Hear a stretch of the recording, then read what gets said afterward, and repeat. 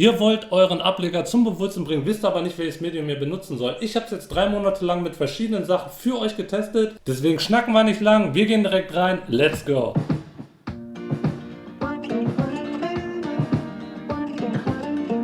Jo Leute, was geht ab und herzlich willkommen auf Potplant, eurem Kanal rund um die Pflanzen. Und die sind nämlich jetzt genau hier. Ich habe verschiedene Medien getestet und bin zu einem Ergebnis gekommen. Welches Ergebnis zeige ich euch gleich, weil 100%ig reingucken konnte ich noch nicht.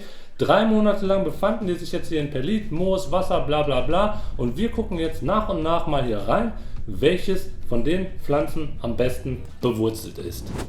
Ich habe nämlich genau vor 3 Monaten meine Monstera variegata komplett auseinandergeschnitten und jetzt mehrere Stecklinge gemacht. 2 davon habe ich verlost. Die sind auch glücklicherweise wohl und behütet bei den Gewinnern angekommen. Ich blende euch mal kurz ein, wie die aktuell bei den beiden aussehen. Und damit wir nicht zu viel Zeit verschwenden, starten wir jetzt, wie gesagt, das Schneiden der Stecklinge habe ich schon im ersten Part gezeigt. Falls ihr diesen noch nicht gesehen habt, guckt mal hier oben in die Ecke, da könnt ihr draufklicken oder unten in der Videobeschreibung verlinkt. Da seht ihr nochmal, wie und auf was man achten muss, wenn man seine Monstera schneidet. Geht übrigens auch für Philodendren. Ich habe die gängigsten Medien genommen, um die Stecklinge zu bewurzeln. Das ist zum einen Wasser, das ist aber kein gewöhnliches Wasser, das ist gefiltertes Wasser. Gefiltertes Wasser aus der Osmoseanlage, das heißt, das ist komplett nährstoffarm, damit die Pflanze halt möglichst nach Nährstoffen sucht und dadurch dann halt entsprechend die Wurzeln stärker ausbildet. Zweites Medium, was wir genutzt haben, war Perlite, weil Perlite sind mittlerweile ja bei jedem ein Begriff, wird oft genutzt, um die Pflanzen halt entsprechend zum Austreiben zu bekommen, im Wurzelbereich natürlich. Der große Vorteil an Perlite ist, dass es halt auch pH-neutral ist, relativ luftdurchlässig und ist mittlerweile, wie gesagt, ja bei vielen der Favorit, wenn es darum geht, seine Stecklinge zum Bewurzeln zu bringen. Das dritte Medium im Bunde ist bei uns das Moos. Moos, Sphagnum-Moos, kriegt man ja in so getrockneten Klötzen, kriegt man aber auch als lebendiges Moos, muss jeder selber entscheiden, was er da möchte. Das wird dann einmal befeuchtet und darin wird sich dann dieser Steckling aufhalten, wo dann mit der gewissen Zeit und der Feuchtigkeit und einer gewissen Temperatur dann irgendwann der Steckling sagt, ich muss hier Wurzeln bilden. Und genau das haben sie hier hoffentlich auch getan. Das gucken wir uns aber gleich an. Und das vierte Medium, was wir genommen haben, war mineralisches Substrat. Und zwar mineralisches Substrat, was komplett ungedüngt ist, der Firma Vulkatec. Hier in dem Fall verlinke ich euch auch einmal kurz unten das Vulkatec, was ich dann auch benutze für meine Zimmerpflanzen generell. Aber hier wollte ich auch noch mal sehen, wie das Ganze funktioniert mit der Bewurzelung. Ich weiß aus vergangenen Tests, die ich jetzt noch nicht auf Video aufgenommen habe, dass es nicht so gut funktioniert. Deswegen habe ich mir da gedacht, packe ich doch da mal noch mal einen Wurzelaktivator rein. Welcher Wurzelaktivator das genau ist, das verlinke ich euch auch noch mal gerne unten. Und da gucken wir uns jetzt einmal alle 4 Medien an. Ich habe extra alle 4 Medien mal 2 genommen, so dass wir dann auch mehr oder weniger dann ein aussagekräftigeres Ergebnis bekommen. Schauen wir uns das Ganze jetzt mal an. So, wir fangen jetzt einmal an mit diesem Steckling hier. Das Blatt ist, wie gesagt, jetzt nach 3 Monaten auch noch komplett intakt. Wurzeltechnisch sieht man hier auch schon mal ein bisschen was. Also ich würde sagen, das ist relativ gut durchwurzelt. Hier so im unteren Bereich, ich weiß jetzt nicht, wie schief ich es halten kann, damit ihr da was seht, sieht man auch schon Wurzeln. Und das Coole ist, ich habe jetzt hier meine Schale, da kann ich das gleich einfach drauf kippen. Und hier dieser Steckling, da ist das Blatt ein bisschen kleiner und auch ein bisschen verschrumpelter. Die standen übrigens alle zusammen nebeneinander die ganzen 3 Monate lang, zack, zack, zack, zack, zack, zack. Und haben gleiche Luftfeuchtigkeit, gleiche Temperatur, gleiches Licht und alles, was sonst dazu kommt, außer das Substrat bzw. das Medium, in dem sich jetzt der Steckling befindet, ist anders. Ansonsten war alles gleich. So, und hier sieht man erstmal gar nichts. Hier in diesem Behälter sehe ich keine einzige Wurzel, deswegen machen wir den jetzt als erstes auf. Ich mache jetzt einfach den hier und tada, hier befindet sich nicht eine einzige Wurzel dran. So, deswegen kommt die jetzt erstmal hier hin. Merken wir uns, die erste hier ist komplett wurzellos und stand in Perlit. So, kommen wir jetzt zur zweiten. Das ist die hier. Hier haben wir ja schon gesehen, durch das transparente Glas befinden sich auf jeden Fall Wurzeln drin. Ich kippe das Ganze jetzt mal hier rein und versuche gleich die Pflanze vorsichtig hier rauszukriegen.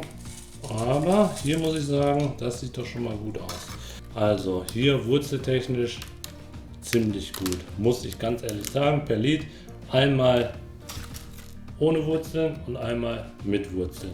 Alle Wurzeln sind aus der Luftwurzel entstanden. So, die legen wir jetzt auch hier an der Seite und gehen dann zu der nächsten Pflanze. Welche nehmen wir? Weil wir jetzt gerade so krümelig sind, machen wir krümelig weiter und nehmen unseren Steckling aus dem mineralischen Substrat und hier wie gesagt mit dem Wurzelaktivator Bein. Das ist übrigens jetzt, bevor jetzt irgendwelche Fragen kommen, das ist ein Wurzelaktivator der Firma Root Riot, so heißt das. Das ist ein Schwamm, würde ich ja fast sagen, der die besten Verhältnisse schafft, wenn man den feucht hält, um möglichst gutes Wurzelwachstum zu produzieren. Das habe ich ganz einfach jetzt einmal getestet. Wie gesagt, verlinkt habe ich das unten in der Videobeschreibung. Und da schauen wir uns jetzt mal an, wie es hier drin aussieht. Also hier sehe ich jetzt erstmal nichts an Wurzeln, wobei doch hier unten sehe ich schon was. Jetzt gucken wir uns mal an, wie der Schwamm da entsprechend durchzogen ist. Ich ziehe mal so ein bisschen. Ich merke auch, es wird locker. Ui. Da haben wir es. So, da ist dieser Schwamm, von dem ich gerade gesprochen habe. Und hier kommen überall kleine Wurzeln raus. Das sieht sogar tatsächlich so aus wie auf dem Bild von diesem Produkt. Und das hat auf jeden Fall schon mal ganz gut geklappt. Und hier unten sieht man dann auch nochmal die Wurzeln. Hier in dem Bereich, wo die jetzt überall hier raustreten. Die haben sie jetzt hier unten eingerollt, passend halt zu dem Behältnis. Ich reiße den jetzt mal auf. Das Ganze hier aufgebröselt, das ist auch jetzt der Nachteil dieser kleinen Würfelschwämme von Root Riot. Denn die Wurzeln wachsen halt durch diesen Schwamm hindurch. Ne? Das heißt aber nicht, dass man den jetzt nicht mehr hier verwenden kann, den Steckling. Den kann man noch natürlich weiter entsprechend in sein Substrat lassen, egal ob mineralisches Substrat oder Erde. Das sieht auf jeden Fall gut aus. Hier mineralisches Substrat in Verbindung mit diesem Würfel, das klappt super. Im mineralischen Substrat hätte das auch geklappt, aber wahrscheinlich nicht so gut wie mit diesen Root Riot Würfeln, denn die sind wirklich richtig gut, was das Wurzeln angeht. Und jetzt gucken wir uns den zweiten Würfel an, beziehungsweise den zweiten Steckling, was da passiert ist. Und hier sieht man auch wieder, hier ging die Luftwurzel durch. Der Schwamm hat dann wieder alles getan, was er konnte und tada! Überall hier aus diesem kleinen Root Riot Würfel entspringen hier diese kleinen Würzelchen. Ne? Hier auf jeden Fall auch Wurzelwachstum vorhanden. Übrigens in Bezug auf schlafende Augen. Wir wollen ja wissen, ob hier überhaupt die Pflanze weiter wächst. Das gucken wir uns gleich noch an. Jetzt machen wir erstmal weiter mit dem anderen Medium. Jetzt gehen wir weiter und gucken uns die ganze Geschichte im Moos an. Hier kann man auf jeden Fall schon mal erkennen, dass da ordentlich gewurzelt wurde. Hier unten alles voll mit Wurzeln hier im Moos. Wie gesagt, das ist das Sphagnum-Moos, verlinke ich euch auch noch mal unten in der Videobeschreibung. Und da gucken wir jetzt mal zusammen rein. So, das ist immer die Problematik bei Moos, dass das Ganze hier so dicht ist und so verklebt ist, dass man da ja dann teilweise Schwierigkeiten hat, seine bewurzelten Stecklinge noch anständig rauszukriegen, aber da habe ich es geschafft. Hui, das sieht doch mal gut aus. Also, Moment, ein bisschen näher an die Kamera. So sieht das Ganze aus. Also, das ist hier unser Steckling. Hier geht die Luftwurzel ab. Da ist auch nirgendwo anders Wurzelwachstum vorhanden, außer jetzt aus der bestehenden Luftwurzel heraus. Also einmal hier kompletter kleiner Klotz, voll mit Wurzeln. Die befinden sich auch teilweise hier in dem Moos. Da muss man wie gesagt jetzt vorsichtig sein. Dann hat man hier wieder so einen kleinen und dann hat man hier auch noch mal so ein bisschen was dazwischen. Und ja, das ganze Rumgeschnibble, das mache ich gleich ohne euch, weil das ist jetzt ein bisschen zu langweilig. Aber hier für euch kann man auf jeden Fall erkennen, im Sphagnum-Moos, im getrockneten Sphagnum-Moos, was man dann hinterher anfeuchtet, klappt die Bewurzelung auf jeden Fall schon mal bei dem ersten hervorragend. So, kommen wir jetzt erstmal zu dem nächsten Steckling, hier auch in Moos. So, hier sieht man auch noch nicht irgendwo einen neuen Austrieb, macht nichts. Wir gucken jetzt mal hier rein. Da sieht man es übrigens nochmal, 3. August 2021. Wir haben heute den 3. November 2021. Also es sind genau 3 Monate heute vergangen und in 3 Monaten jetzt dieses Wurzelwachstum. Und ich muss auch sagen, ich habe keine Heizung benutzt. Die Stecklinge standen bei mir alle im Gartenhaus. Das Gartenhaus ist komplett unbeheizt. Das heißt, hätte man wahrscheinlich auch noch schnelleren Wurzelwachstum gehabt, wenn man zum Beispiel dafür gesorgt hätte, dass die Temperatur da konstant höher gewesen wäre. Habe ich nicht gemacht, aber macht nichts. Ne? Das haben ja alle das gleiche abgekriegt. So, und hier nochmal Moos, Steckling und ich sehe nichts. Dieses Teil hat nicht einen einzigen Wurzelstrang gekriegt. Also hier werden wir auf jeden Fall versuchen, hier aus diesem Bereich noch Wurzelwachstum zu bekommen. Ob uns das gelingt, das sehen wir dann irgendwann in der Zukunft. Und falls ihr das nicht verpassen wollt, könnt ihr an dieser Stelle übrigens mal unten reingehen. Da gibt es einen Knopf, da kann man auf Abonnieren drücken, aktiviert die Glocke und dann werdet ihr das Video, wo ich versuche, das Ding hier zu bewurzeln, auch nicht verpassen. So, machen wir jetzt erstmal wieder weiter.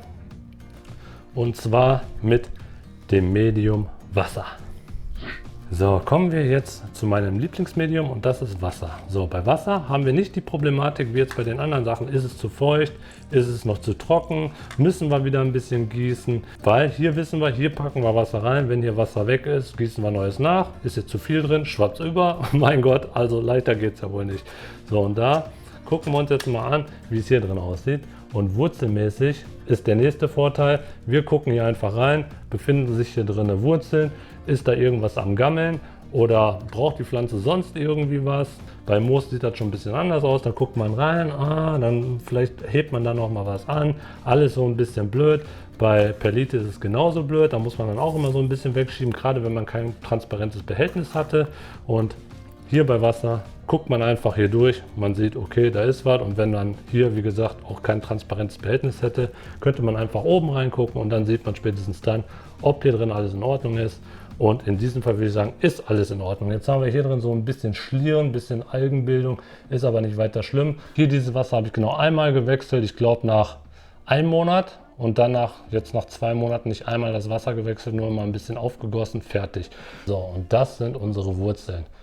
Das kann sich doch auf jeden Fall sehen lassen. So, und zum Thema Wurzeln haben wir ja gesagt, wollen wir uns natürlich auch den Neuaustrieb angucken, und den kann ich jetzt hier gar nicht mehr weiter verstecken, denn da ist der Neuaustrieb. Das ist das alte Blatt, hier ist der neue Austrieb, also kann sich auf jeden Fall auch schon mal sehen lassen. Das gucken wir uns bei den anderen natürlich gleich auch noch an. So, und jetzt gucken wir erstmal den nächsten Steckling, und das ist der hier. Ja, was ist denn da passiert? Ja, das hier, meine Lieben, ist der sogenannte Kopfsteckling. Wie gesagt, guckt auch mal gerne die erste Folge von dem ganzen Jahr an. Da habe ich schon alles zum Thema Kopfstecklinge erklärt. Und wie es hier wurzeltechnisch aussieht, ja klar, das sieht auf jeden Fall mal richtig gut aus. So viele Wurzeln, der ist auf jeden Fall ganz weit vorne. Ich habe den hier auch übrigens mit einem Gummiseil hier gesichert, damit der mir nicht umkippt. So, einmal abgerissen. Den gucken wir uns jetzt auch noch mal so an. Boom.